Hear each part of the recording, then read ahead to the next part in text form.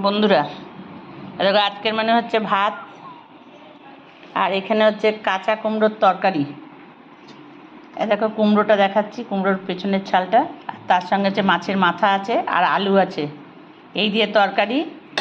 আর হচ্ছে মাছ আছে, এক পিস মাছ আছে, একটা মাথা আছে। আমি যেহেতু মাংস খাই না, চিকেন খাই না, ওই জন্য মাছটা আমার।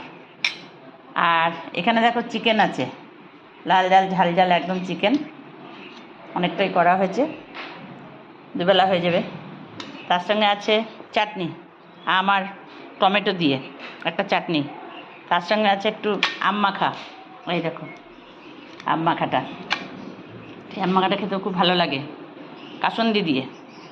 এই হচ্ছে আজকের মেনু, দেখে নাও। আর এই কুমড়োর তরকারিটা মাছের মাথা দিয়ে করা হয়েছে, কাঁচা কুমড়ো, মাছের মাথা এসব দিয়ে। তার সঙ্গে কেমন লাগলো বল।